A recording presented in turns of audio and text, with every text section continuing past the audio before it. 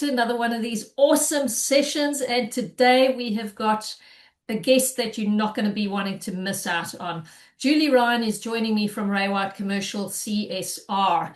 And the reason why I've asked Julie to join us this time is because Julie specializes in a topic that everybody always wants to know about: repositioning assets. So in other words, vacant properties or properties with vacancy, and how can you add value? So this is a strategy that is reshaping the way that investors unlock value in today's market.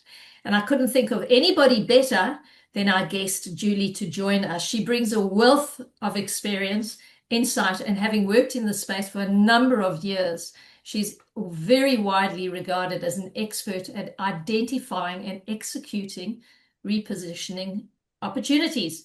So, Julie, welcome to the show.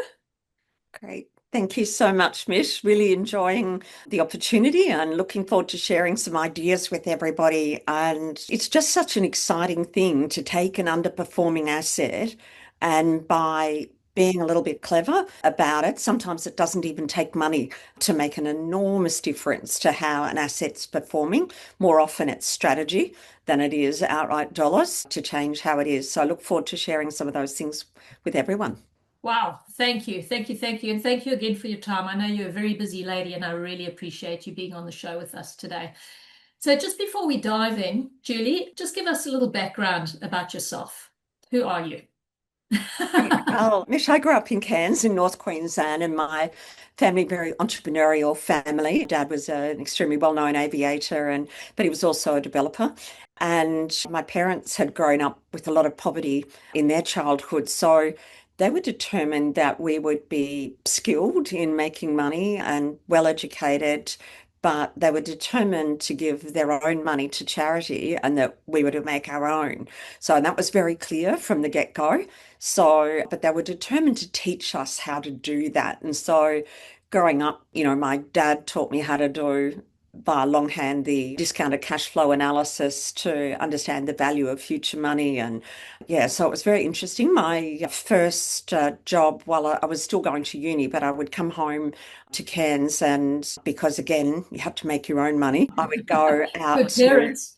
yeah, that's right, but out back in mining towns selling sight unseen land. So a lot of that land now people would go dream to own some of that, but we were selling beachfront land at Port Douglas as well as beautiful property in Cairns hinterland. And And that's pretty much how you started out, didn't you? I mean, absolutely, selling yes. selling those wonderful blocks of land ages and ages ago. Absolutely. And interestingly, I still had to be very compelling, even though, you could buy a beachfront block of land in Port Douglas for $840. So it is a very long time ago. We wish. That's right. Why didn't I buy a few more rather than sell so many, Mish? Yeah, absolutely. Oh, that's super exciting and good to know. You mentioned something about longhand. For the younger listeners, they won't know what longhand is. Yeah, so no They're calculator, no slide pre-computers. rule. I Yes. even grew up when slide rules were still around, but doing longhand mathematics, no tools whatsoever, and doing really quite complex calculations because Dad wanted us to understand pricing of land, for example, Yeah. or what concession you might be making today. And he always considered that really any time that you were mortgaging your own home, for example, you're really borrowing from your future self Mm. doing that. So where is the money going to come from?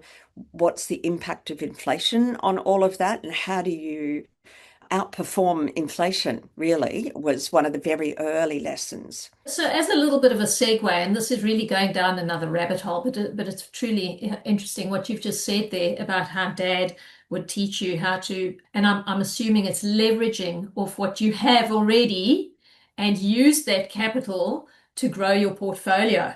Yes. So I'm constantly speaking to people about this and saying, values of properties are going up. This is a perfect, it's a prime example of how you and your family and your father grew his portfolio, leveraging the properties that he has. Yes, absolutely. And, that provided an opportunity. Dad gave all of the land that the Cairns campus of the James Cook University is on. And that was part of a lifelong dream and ambition for him to have a university in Cairns. And you've got to have considerable resources before you can do that. And anyway, lots more on that. But that was the kind of background. So I then ended up in residential real estate for a while. I became, in the 80s, LJ Hooker's top residential salesperson and became a little bit, it was very good to me, but just the same, it became a little bit difficult with young children and the amount of other things that I was doing. That Mm. was very hard to do. And I'd always been attracted to commercial property anyway. So, yeah, made the transition quite some time ago And it looked because I, back, right? sorry, no, And that's right. you've never looked back. And truthfully, people sometimes say there's so much difference, but truthfully, people are people, Yeah. and making money is making money. And we see that, well, I believe that there are actually more opportunities in commercial than what there are in residential. It's just a little bit harder to learn Mm-hmm. how Mm. to do those things, and that's why I love what you do Yes. with these sessions, Mish. Oh, that's great. Thank you for that, Julie. I love doing these sessions as well because I learn so much from the guests that we have, and I'm always looking for topics and interesting people to interview as well. So, with that said, you are a retail specialist. I mean, I know you're right across all commercial properties, but I know retail is your thing. And a lot of people sort of shy away from retail. However, it's your passion. So tell us a little bit, what does repositioning a commercial asset actually mean, and why is it such a powerful value add strategy? Well, I see it as multifaceted. And what I mean is that really our job is to make the property more valuable. Now, it might be more valuable in terms of the income that it's producing. It may be more valuable because it is more secure, i.e., the risk has been reduced with the property. It might be more valuable because it appeals to a broader market. It may actually have some different uses, and that there's a huge range of things that we can do. But often our start point is thinking, what is the highest and best use for this property? Does it have that right now? And because retail is dynamic, businesses and services that we would not have seen in retail 15 years ago are now very commonly in retail. So, for example, a lot of medical and allied health has moved into retail locations, so have a lot of services. Yeah, they'd be categorized at retail, but they're pretty much specialized retail, aren't they? That's right, but they are often not in retail centres. So it might be zoned as such, but you're not going to see, or you didn't used to see, medical centres sort of right next to your grocery store. But similarly, what we see with things like a BYD or Tesla store that's opposite the Gucci shoes, that there are structural changes as to what people are shopping for now. And that, of course, the pandemic had an enormous impact on that. And one of the things that occurred, well, I would say it didn't just occur then, but it very much sped up the Mm. move to convenience retail and that whilst entertainment retail, so going to somewhere like one of the big shopping centres like a Pacific Fair or whatever that's full of Instagram moments and gorgeous fun things, Yeah. that yes, people still do that, but they are spending more of their dollars in convenience locations. So what you're basically saying is those little convenience stores, we all know that we thought they were all going to close and die during COVID, but in fact they turned around and they were quick from the car door. We always say you park in But front, you walk in, you get what you want, and you're out of there. Do you right, see that trend continuing? very definitely. And that what we know now about consumers is unless they can see that car parking is available very close, they're reluctant to go in. So, that means that certain centres that have got very visible car parking are way more attractive. And so, for example, in the large format retail space, that's one of my specialties. We know that we absolutely must have the car parking out the front where the consumer can see that. And where it's easy access for them, obviously. Absolutely. Yeah, that kind of takes me into wondering what are the key indicators in an asset when you're looking at an asset and you say, oh, yes, that's right for positioning. What are you looking for? Or redevelopment? No. I look at it, first of all, from the consumer who's going to go into that commercial space. What would they expect to see there? What are the barriers to them getting in? And are things like the tenancy mix, is it actually conducive? So somebody who is maybe shopping for the hot chook on the way home, that for many people buying a bottle of wine as well on the way home is what they do. Therefore, if there's not a bottle shop there, they may actually not buy the hot chook from there. They may actually go to another centre where they can do both things. So correct me if I'm wrong. This is pretty much expertise. This is years of knowing. I mean, you come to the table with years of knowing which of those retailers would work well together. So it's kind of thinking outside of the box a little bit. It is. I believe that certain amounts of this are common sense, Mish, and so that when we explain it to people, I think that we tap into general and knowledge that people have got. So when I tell them about it, they go, "Oh, yeah, I can see that." So they're It's an not aha like, moment. "Oh my goodness, that's so hard to Yeah. comprehend." I would definitely say that in the large format retail space, it's kind of a little bit like 3D underwater chess, figuring out how all that comes together. But Yeah. I'll give you a simple example there. Yes.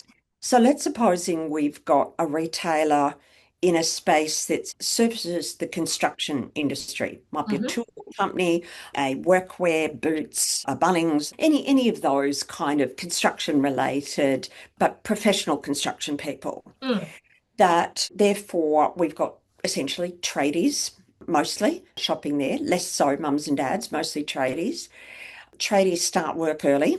They generally are going to be time poor in what they're doing. Therefore, for them, being able to park directly out the front, possibly with slightly larger vehicles, go in, go out, get it done, and still get to the job site in time is very important. So if you put a gym right next door to them, and especially if it's a large gym, one of the interesting things about gyms is that people tend to park as close as possible to the door of the gym. That just blows my mind because the whole I know. concept of going to a I gym know. is getting exercise. And I see people that will drive 2 kilometers to go to the gym and they'll work out for half an hour where they could actually walk and get that exercise. I know. I know. It's just bizarre. And then they get back in their cars and drive back. Correct. And they won't even park in designated car parks for them that are 10 meters away generally. Yes, they want to So park as close as possible. yes. So we know that those two uses are incompatible. Yeah. But we also know that there are other retailers. For example, TK Maxx is a very popular retailer for anybody in the homewares kind of side of life. Like if we had somebody like, say, a Spotlight, they would love to be next door to a good, vibrant TK Maxx store. Now, why is So that? let's unpack that a little bit. Just explain that a little bit. Why TK Maxx and homeware? I mean, I can make my own assumptions, but you're the expert. Well, TK Maxx has got a couple of appealing things about it. One is generally very interesting prices that are much lower than other people's. But the problem with that is that you can buy one sofa chair or three dining table chairs, and you actually have to go to another TK Maxx to buy the other five that you want in order to make up Set. your set. Yeah. So they attract a huge amount of traffic to the stores. A lot of people who go there are very much impulse buyers because they've even got it on the wall. Once it's gone, it's gone. Yes. So if you see it today, you like it, you better buy it. So they're already out of the car And that a big part of that demographic is that it's shoppers who do enjoy buying homewares and they like looking at those lovely things.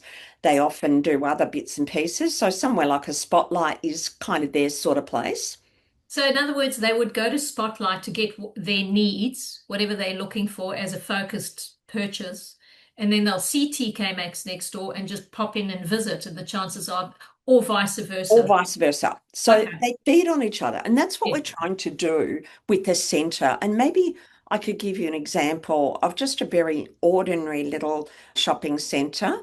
Hmm. And because we're sharing a couple of very personal details about some of the people involved, we perhaps best just leave it that it's on the north side of Brisbane, but it was actually the first place that we met. I remember that. That was many years ago.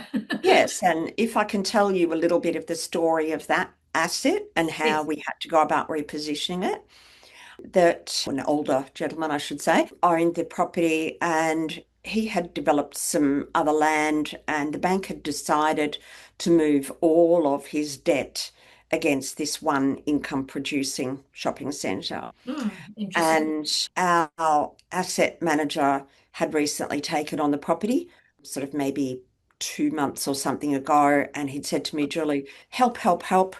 The owner's just had a valuation done by the bank and it's come in at 1.97 million on the property, and he has a mortgage in excess of 4 million on it. So that's causing a lot of drama. So I need you to completely reposition the property, please. So Gee. when I saw the property, the grocery anchor that was 502 square meters of space, they were turning over approximately 15,000 a month.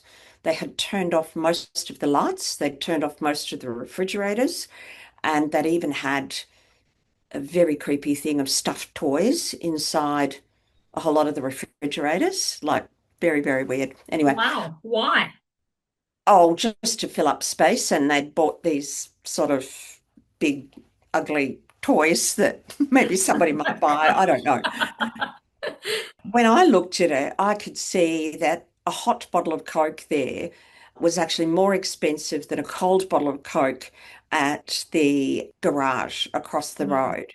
So nobody was going to be shopping here. Mm. So, and at that sort of turnover, they couldn't possibly afford the rent.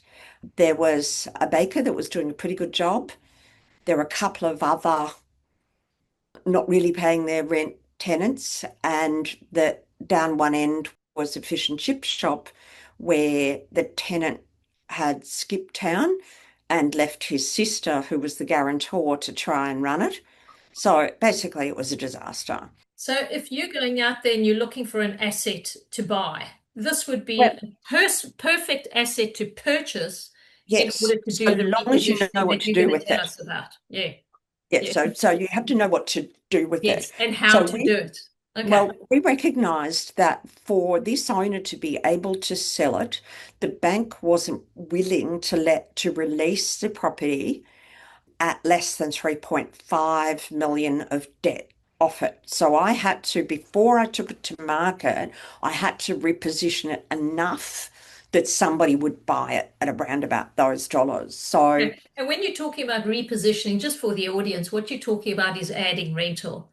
yes, And we that's all right. know the strategy to adding rental. For every $1 that you add in at 7%, you're adding $14 to the value of the property. Yeah, that Correct, your correct. basic calculation. So, Um, okay. So you went on a mission to get new tenants in. Yeah, so what we did is I could see that this particular grocer was doing a terrible job, so we offered them an out, which of course they willingly signed, from the moment that we had somebody else, they would leave. So, but of course, for a retailer to go in there, they were taking a substantial risk because Mm. the property was just tragic, sort of going in there. It was It like, was a very sad property. When I saw you there, I remember thinking it was actually it's a beautiful property. It's well built. It's a stunning that's right. property, but And it you was saw it part way through this yes. process. We at least had got the new grocery anchor in there. Now, because it was a very, like it was hard to get somebody to go in there. So I know that a grocery retailer is willing to spend somewhere between 3 and 3.5% of their turnover on rent. Hmm. That the sort of level of turnover needed per week in order to pay reasonable rent on this had to be at least in the above 85,000 we needed to be. So nobody was going to be paying that kind of level of rent on a failing property. It just wasn't going to happen. Hmm. So what I did was something that, is not always beloved, but it was necessary.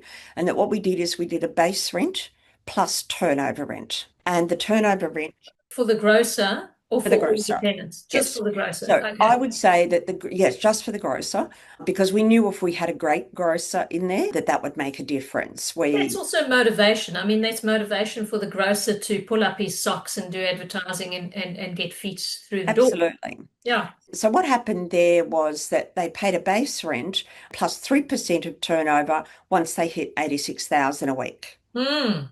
Now, Okay. so that actually Wow. takes the risk out of it Yes. for the retailer because anyway, we were very confident that we found a very good retailer, Metcash, who's IGA's supplier, were willing to assist because they wanted this retailer there and they wanted the site. Hmm.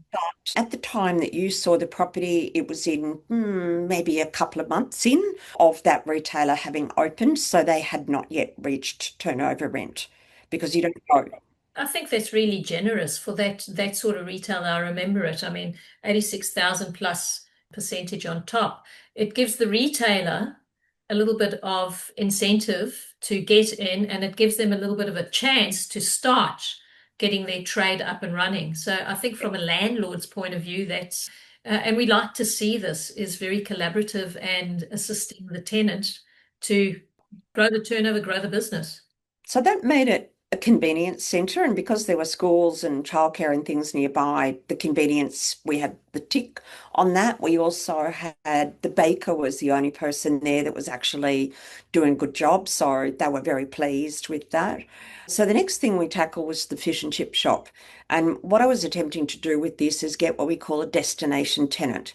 Now, a destination tenant is the opposite to a convenience tenant. A destination tenant is someone who's going to drive possibly multiple suburbs, but definitely across the suburb to go to this place for some special reason. So they have to generally already have a reputation or they need to be doing something that's sufficiently different that it's not offered everywhere. So, and as an Yeah, give us an idea of who you would regard as a destination tenant.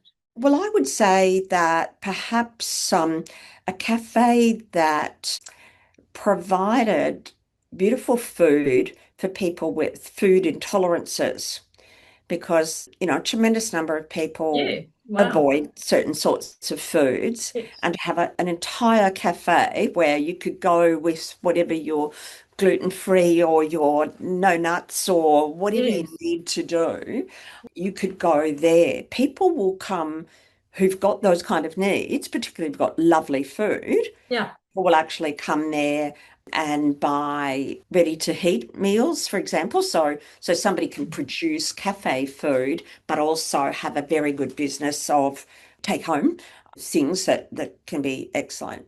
Or we might find a food and beverage operator who's got such a good reputation that people will come for a very long way. Wow. So that's really creative thinking. That's really thinking outside of the box. I mean, like I specialized. started looking on Instagram for restaurants with large followings. Anyway, I found an American style barbecue operator who also really worked very closely with car clubs. So people with historic vehicles, all that sort of thing. I remember that. I remember that. Yeah. Yes. That was And amazing. so in that particular location, we got really good rent on it. We helped that tenant recreate some outdoor space that was just wasted. Hmm. It had an ugly concrete retaining wall next to it, like sprayed concrete. And nobody other than the dude sort of servicing the gas bottles ever walked down that side, but we were able to fit, I think, about another, oh, maybe 15 tables in there, as well as another outdoor location. And on the opening night, when I arrived, early, I might say, I was going to line up, and then I decided, no, I'll go and count the people in the queue. I got 186 people ahead of me in the queue Wow. on opening Wow. night. And you were early. Yes.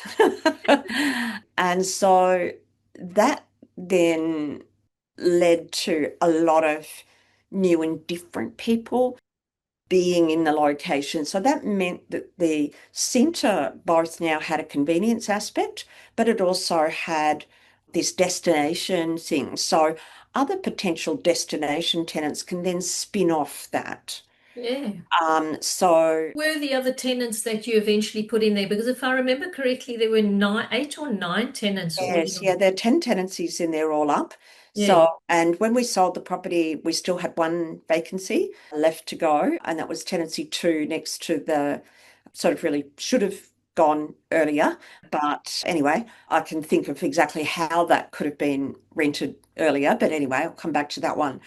So we had baker, hairdresser, then a beauty, flower shop, barber, medical, NDIS provider, and the barbecue spot. That's a really good blend. And all of those, they interfeed off each other. So that's what you really are looking for, Yeah. is that Now, is the combination. and if I can come back to the property was sold at that point in time. I So was that going to was, ask you, so yeah. did you achieve the goal and did he manage to get his close to Yeah. 4 million? Now, we sold the property on a yield of 5.2%, which was a record low yield at the time for an Yes. IGA anchored centre. There have subsequently been some lower yields than that. Yeah. But at the time, which is, I think, maybe 5 years ago now, that was a record low yield for an IGA anchored centre. So, yes, we did sell it at a where the owner we didn't have to get creative in terms of how we were.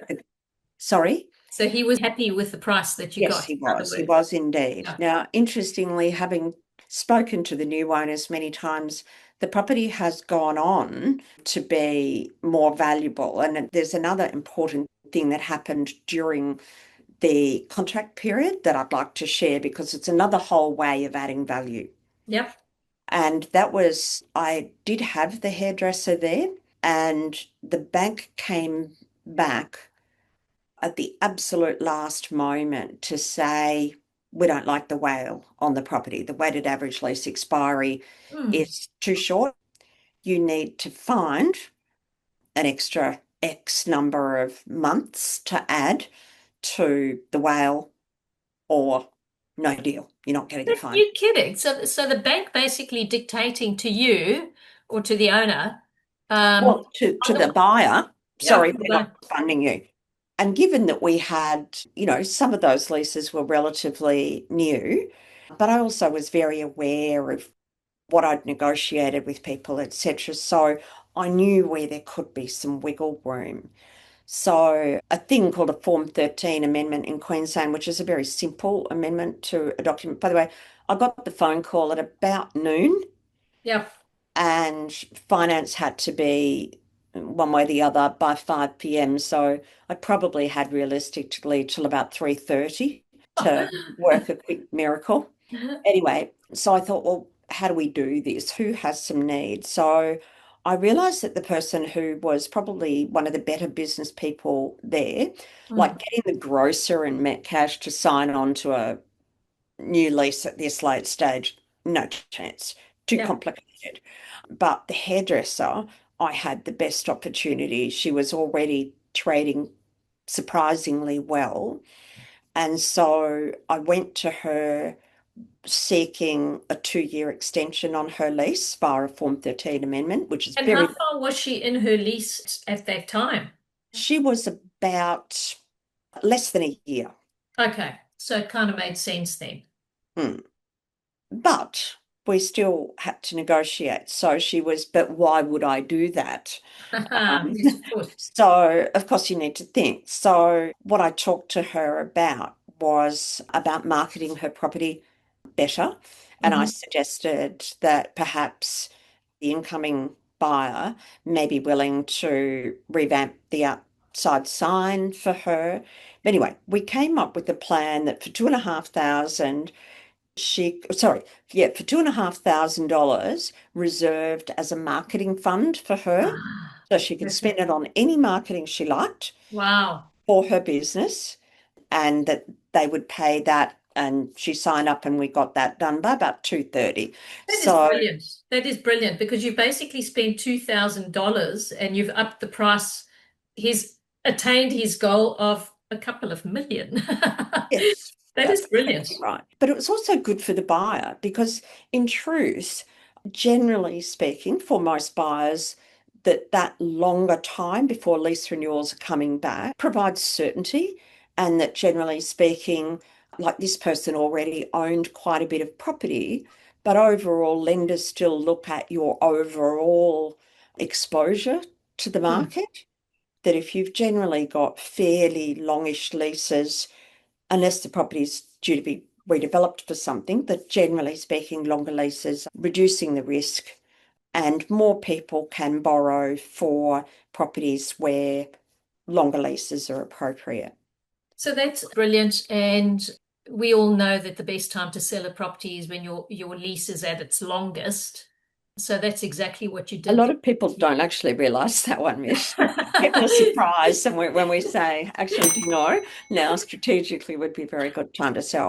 But perhaps You're there's right, another Julie. You're right. story that Of may course. be helpful. Yes. There's some property, this one's not retail, but it's a case of a widow. I knew the family a little, and her husband had looked after these pen warehouse kind of light industry kind of things. Anyway, they've owned it. I don't remember exactly how long, but 20 something years. And that the vast majority of the tenants there had been there for the entire period of time. 20 years. The tenants have been there for 20 Mm. years. hmm Wow. Most of them were, however, were on very short leases. Yeah. Three of the tenants were on holdover, and I'm Just pretty explain sure holder for the holdover listeners. as in the lease was actually expired. Nobody had Right. taken out a new So which lease. means that they don't have a lease and they're just paying month to month. Correct. Yep. So they can, with 30 days notice, they can leave. With Yep. 30 days notice, you can ask them to leave. But also rental negotiations upwards in that time is a very, very, very difficult process. So It would be. it's there for a purpose, but nevertheless, for this lady, she just wanted to get rid of everything. It was just a nightmare to her. She didn't understand it. Mm. So I sat down with her and I said, look, you probably are leaving somewhere in the order of 1 million to 1.5 million on the table if you sell a property now, compared to, I think, in terms of incentives, it may cost you somewhere in the order of $25,000 to, and maybe 8 to 20 sort of weeks for me to get this done, but another million or so in your pocket. No brainer. What would you like to do? Anyway, she decided to trust me with it. Now, I said to her, look, we can sell it for you as it is, but I think what will happen is someone's going to make you an offer subject to them being able to renegotiate with the tenants. Do this. So it's not going to, you're not going to settle any sooner. Mm. And the million and a half's going to be in the buyer's pocket, not in yours. So anyway, long story short, 7 of the tenants very promptly signed on quite long leases, like 7 years. With rentals, The rentals were actually, they did need to go up a little bit, but yeah. not dramatically, Okay. So it was reasonable. because at the time, and this number does vary, but at the time, banks and other financial institutions were being very cautious about low average, low whale. So Yes. a whale of under a year would be all sorts of red flags all over it. Of Like, course. Yeah. like, and they would generally at the time consider a lease of less than 2 years to effectively be vacant. And that meant that on any valuation, because when you're selling a property, it's not just selling it to the buyer, you actually also got to sell it to the valuer and the bank. Oh, That this hell. Well, if actually, you think about it, if you're getting finance on a property and you're getting 65% or 70% finance on the property, who really owns that property? The bank does. They're doing you a favor and you are just a partner where you're contributing 30 or 35%. So yes, it makes total sense. And they're checking you out to see whether you can actually, whether you have the capability to run a property of that value, hence their valuers. So yes, we we do knock heads a little bit with valuers when it comes to those valuations, yeah, but the valuers really do work for the banks. correct.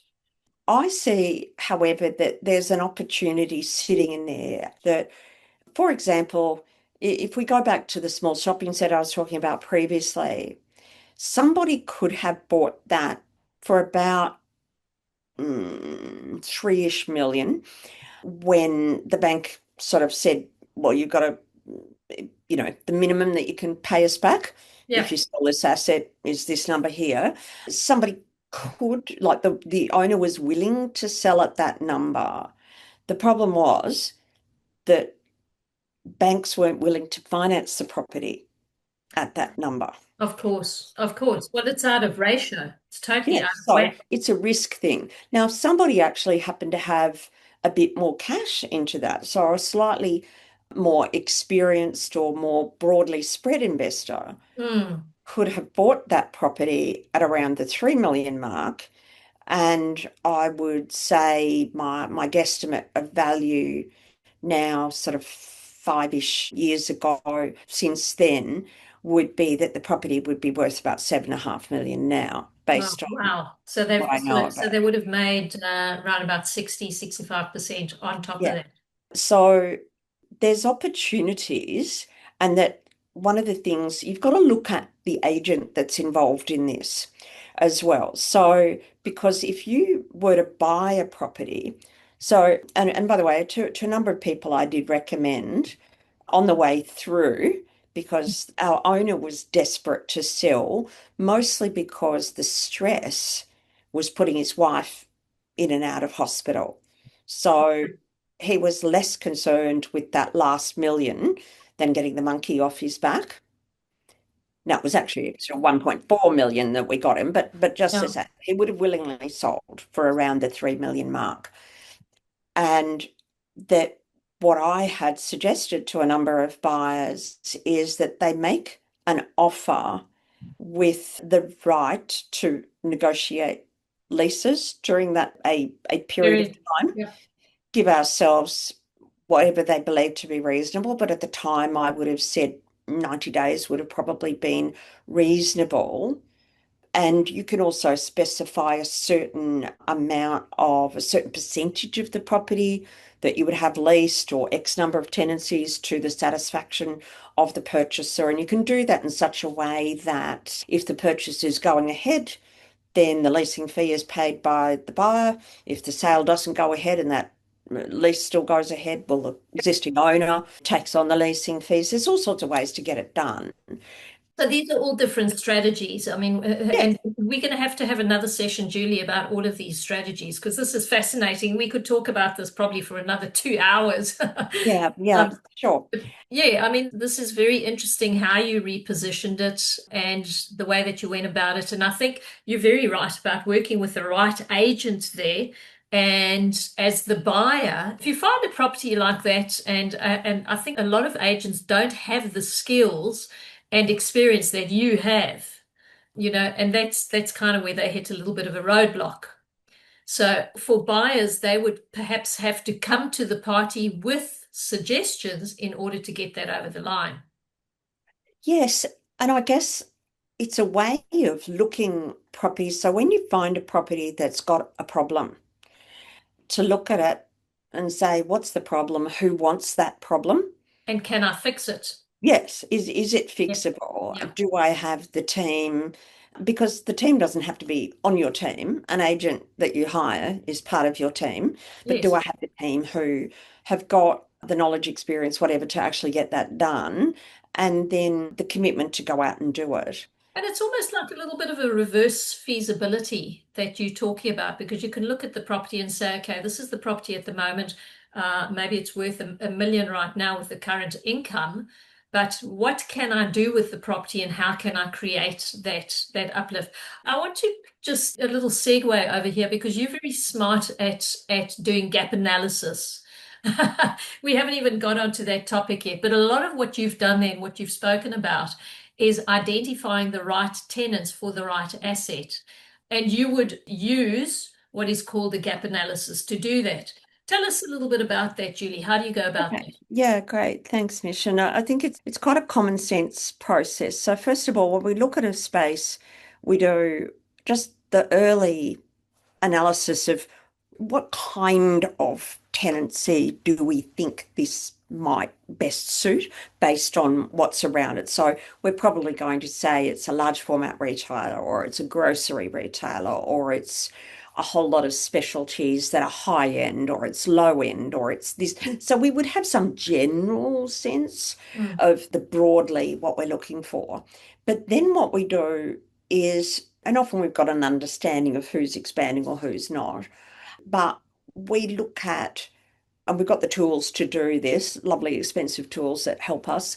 Some we've created ourselves, some we subscribe to, but we can then look at all of the businesses Mm. that are not within X distance. So we can propose to our software, first of all, who is not within 5 kilometres of here, but is within 50 kilometres of this location. Right.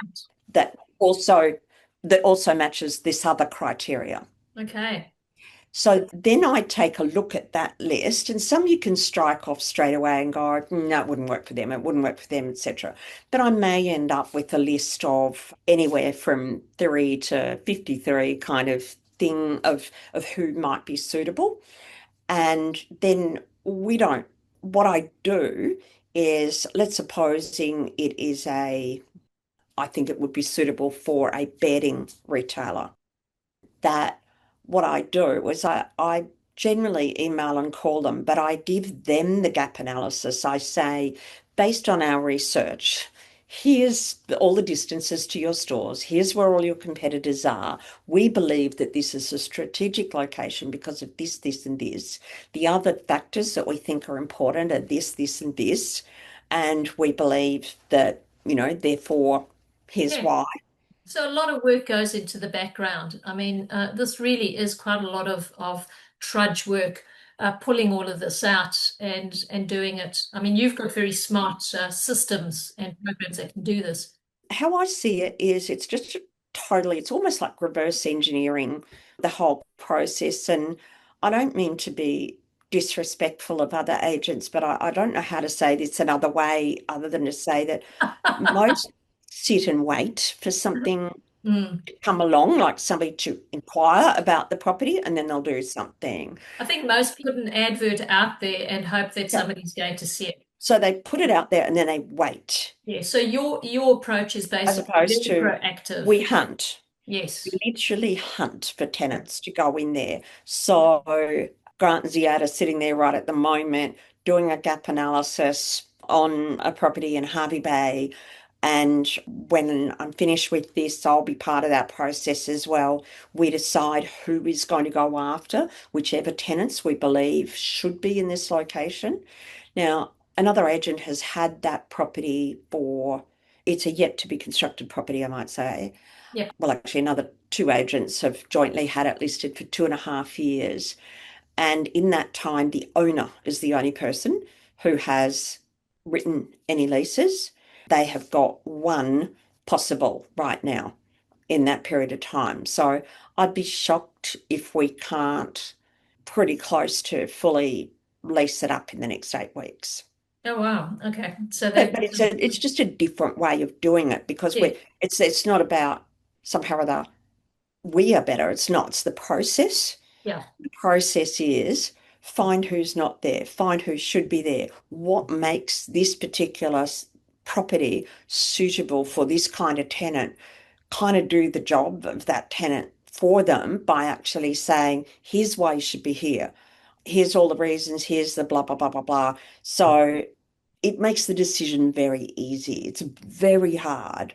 And by the way, because clearly we still get no's, Mish, but every no tells us something new about that tenant because we don't get, when we put that much effort into somebody, we don't get no. We get an email that says, thank you so much, Julie, for the effort with this. However, we like to be within 300 meters of another Bingo. national bedding retailer. Right. And So bingo, I that now is, have a new yeah, data point. absolutely. So that is gold. I mean, every time you're sending one of those out and you're getting that sort of feedback, then you can say, well, maybe this property doesn't work for you, but I do have something else that is, here or there or whatever. That's amazing. I mean, from an agent's point of view, that's really being smart, working as a smart agent where you are not only helping out your current client, but the tenant who might want to go into another property. So you're identifying a tenant and various other properties that they can move into. And perhaps without taking a lot of time on this one, but one of the other ways that you can reposition a property is actually go for a better quality of tenant. Mm, If you've got a mum and dad operator, some of them can be absolutely terrific, but there's a pretty good chance that if you want to sell your property or you want to leverage off the value of your property, if you get a tier one tenant into your property, and by that I mean somebody that's ASX listed in multiple states, very strong balance sheet as a tenant, then that lease is rolled gold, really. give us a little example over here, and I think what you're saying is very valid. But let's take a shopping center, for instance, where you've got a space that's maybe 80 to 100 square meters. How would you do that? I mean, immediately I think of like a Domino's or one of those sort of fast food would go into that space fairly easily. And Julie, I know you work very much in the large format retail Yeah, no, space, that's okay. But but let's I think, answer that one. yeah, So it depends on a number of things, but we need to understand also broad trends. So the trend in food is drive-through. yes, So the vast majority of the larger food retailers want to have either drive-through or they will consider what they call the end capping, which end capping is the last shop on the right, end of something, or yeah. if they're in a shopping center, they've got an inside and an outside, but it's right at an entrance, etc. But to get a better quality retailer, like a national brand, all that sort of stuff, generally speaking, now, if it's food and beverage, it's got to be drive-through. And as an example, we've had a property up in Mackay that worked tremendously hard, had a cafe space, have put it to more than 65 people. That's 65 people I've had meetings with about going into Wow. the space. All said no. However, five of them said, well, Julie, if it was a drive-through, we'd go there. Okay, all And they the all owner finally said yes to that. He said and yes they on a had the space Sunday. to By drive through. Monday morning at 10 o'clock, we Yeah. had a very, very, very solid operator with a full written offer on the property. So that drive through made all that difference. I mean, all 65 of those would have said yes had it had a drive through. So he could have saved himself and you all of that effort to just do that in the beginning. Yes, occasionally we get tortured on the way through, but then again, there are some that work sort of first time too. So it's not always quite that hard, but just the same, that provided us, because when we get a no, we don't just do no, we do Yes. no and tell me why. And you get the basics behind it. I want to ask you a very valid question. And that is, let's take this drive-through property, for instance. Now, for him to do the drive-through, I'm assuming that it would cost him quite a couple of hundreds of dollars. So effectively, once he gets to that point, he realizes that he has to spend that money. And Is he prepared to spend that money? How does that work? He's got to basically, does he bring the retailer in first and work something out where the retailer actually does the uplift and the spend? Or is it the owner of the property who does that uplift and spend first in order to attract the retailer? Okay, you would never spend the money first. Right. Never, never, Thank you never, very never, never. much. Way too expensive. However, ground leases, they're referred to, a pretty good deal in a lot of instances. And the kind of thing that tends to happen there is that you might buy a shopping centre where you've got excess car parking and you've got a potential pad site on that. So you can certainly do a very attractive ground lease on that that actually doesn't cost you any more than really your legals and Hmm. kind of stuff to Still do it. minimal. So Yeah. that can be an extremely good option. Many, many, many of the drive-throughs are quite marginal in terms of income for the owner when they're completed. But we have to remember that with strong increases, etc., that when completed, the property might actually be running at a loss. Now, if you Interesting. don't have, if it's in a whole shopping centre, Yeah. one part of that is operating at a Margin. small loss, Yeah. and the other bits are operating at a profit. And over time, that changes a lot because it is possible. Well, and drive-throughs come in three categories: A's, B's, and C's, and there's a known price that an A tenant will Category. pay, a Yes. B and a C, and so on. And of course, that varies over time. Yeah. But if you've got an A or a B plus tenant in on the property, you're probably going to be able to sell that at a very good yield. So it depends on what your purpose is. Am I holding this property or am I selling this property? And in the same way as in residential, somebody might think of how they zhuzh up and put in the new carpet and curtains. Hmm. This is more about looking at your leases and saying, do I have the right tenancy mix? Are the costs worth that?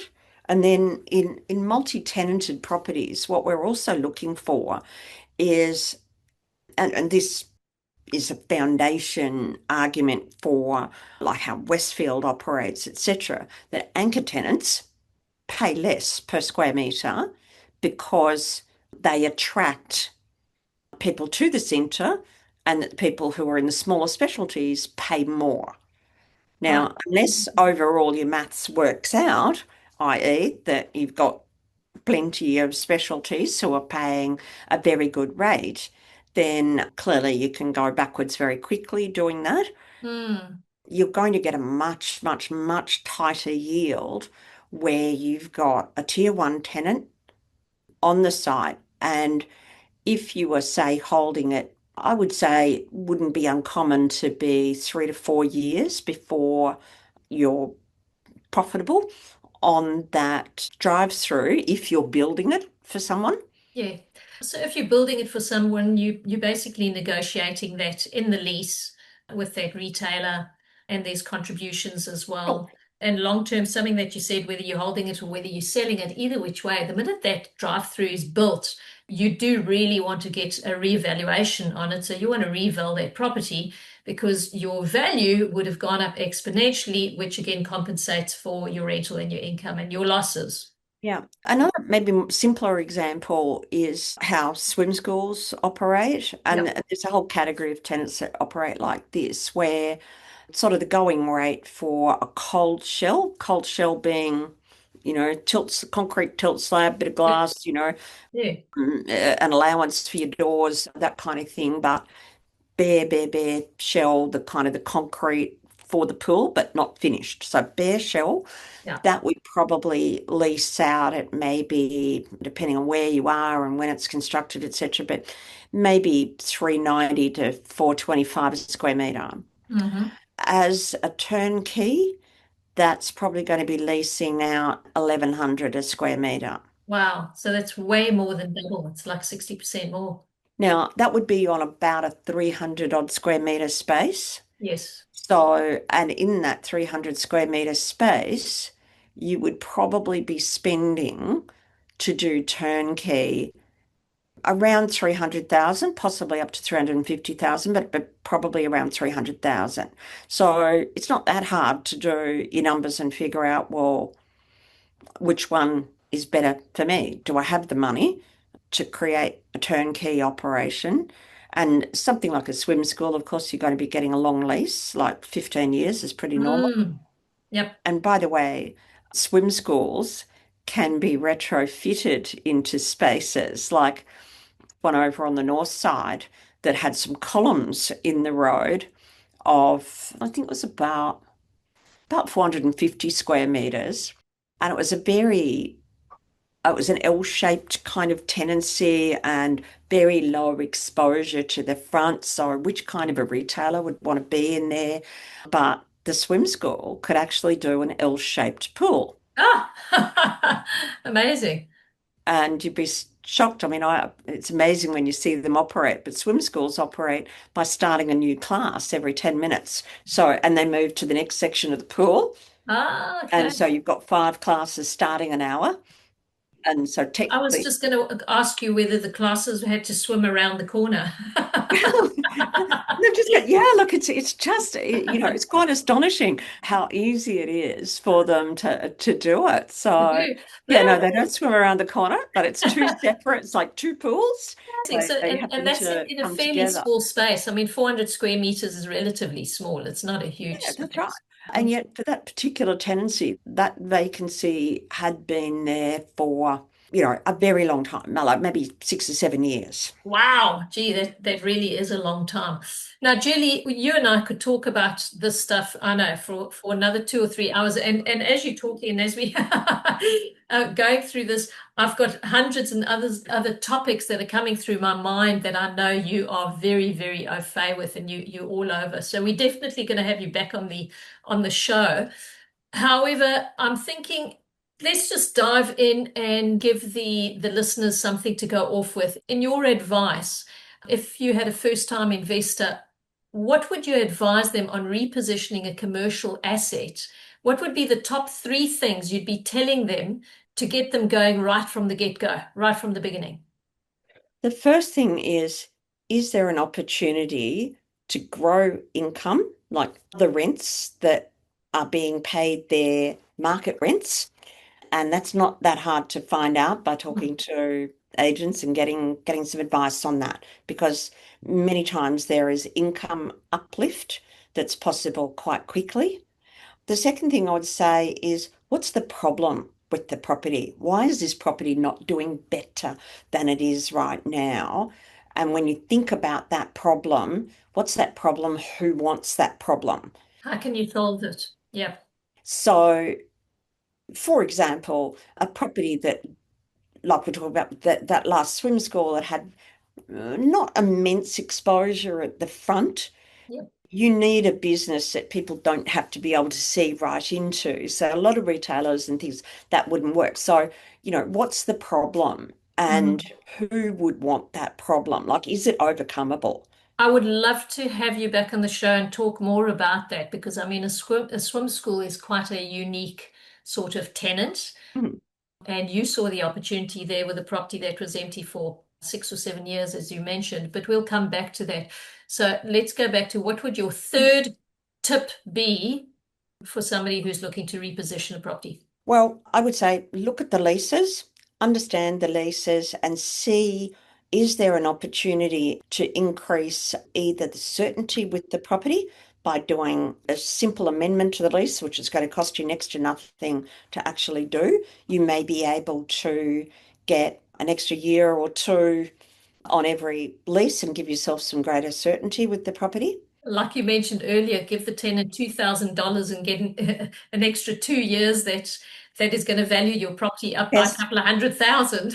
But guess what? I also talked to her about improving the light box out the front of the property, doing all sorts of things that were Yes, actually going to make the centre look better as well. So yes, sometimes the fantastic. things that you're offering, rather than a cash incentive, that by doing something that is going to help that tenant improve their business, then very definitely that's a great thing. If it's a smarter way to spend your Yeah. money. Also, I mean, you're offering her a light box outside, which is improving her business, but it's actually improving your property. You've got Right. glitz and glam now moving into your property. I love this. I absolutely love it. And I love talking to you. You are a wealth of knowledge. We're definitely going to be doing this a little bit more often. And I want to thank you again. Thank you Oh, so you're very much welcome. for joining us, for going through this. It's been really fantastic chatting to you. And Julie, if I were to ask you, what would be your last takeaway that you want to mention to the audience? A book to read, somewhere to go, something to see. What would be your last takeaway that they can take with I them today? think that because a lot of your listeners are going to be people who are very serious about making and building wealth, that one of the challenges is what are your kids going to do with it? And so Uh-huh. there's a book called The Millionaire Next Door, and I definitely recommend that. I mean, I grew up with my parents being like that, where they taught us how to make money rather than gave us money. And I think that helping your kids to understand, even if they're adults right now, you know, increasing their financial literacy, increasing, well, I think of it as financial age. You know, Mhm. like you've got a biological age, you've got an actual age, you've got a sort of a financial age. And for example, I sometimes hear people say, oh, yes, you know, sort of XYZ person, they've got this fabulous income. Now they've got absolutely no savings, of course, but you know, you should go into business with them, Julie. They've got plenty of money. I don't think so. That's sort No. of the financial smarts of a teenager. Yeah. Well, actually, not even that's probably a preteen kind of stage of things. So Well, I think that's very, very good advice. I think that's wonderful. And in fact, while you were talking, I just wrote that down because in my book collection, I've known about the book, but I've never actually read it myself. So thank you for that. I've taken something away from this and I've learned from it. And again, thanks. Thank you for thank joining you. us. Yeah, Now, very for well. the listeners, I want to say thank you again for listening. And if there's anything that you can take out of this, or if you'd like more information, go to www.revolvecommercial.com.au. We have got heaps of free information on there, links to podcasts and YouTubes and education and the VIP list. If you're not on the VIP list, that's absolute gold. Hop onto that. There's so many things I can't even think about it. There's a lot of free offers. And we'll most definitely have Julie back again. And thank you again. Julie, You're thank you for welcome. joining us. Great, thank you. Bye. Bye now.